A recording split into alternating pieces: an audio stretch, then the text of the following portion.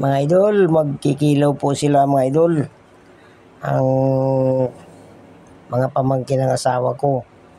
Ayan mga idol, oh, yan ang tinatawag nilang muong dito sa isla mga idol. Kaya gustong gusto nila ito mga idol na kilawin. Masarap daw ito at malasa mga idol.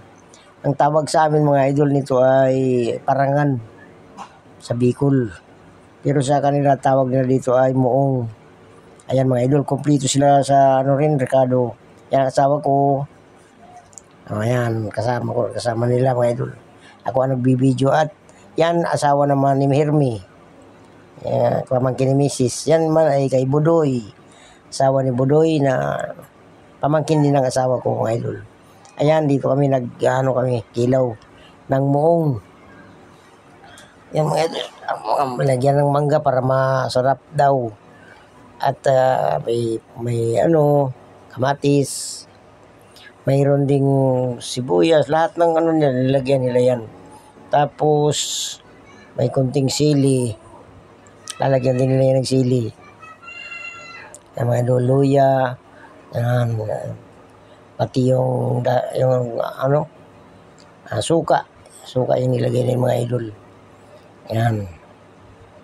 Wow, mga idol. Kamil ang nilagay ng mga idol dyan na suka, mga idol.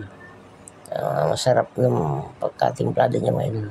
At yan daw mga idol, ayon sa kanila ay malasa daw yan mga idol ang tinatawag na muong na yan. Yan ang inano nila ngayon na uulamin daw mga idol. Pangpalasa sa mga pagkain mga idol, mayroon ganyan. Kaya ayan po. Tapos na po mga idol at ayan, lalagyan na ng sili.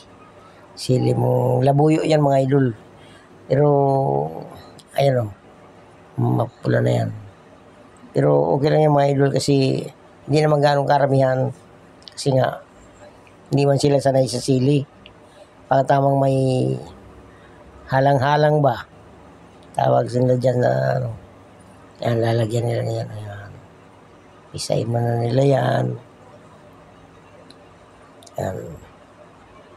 Yan. Para kumapit din ang anghang konti. Tama-tama ng anghang. Hindi naman sobra. Yan. Para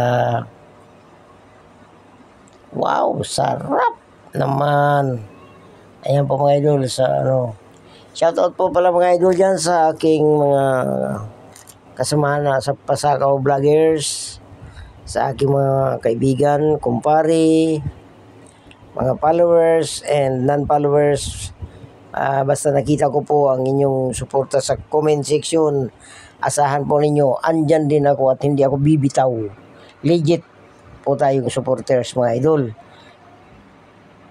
At nagpapasalamat po ako sa aking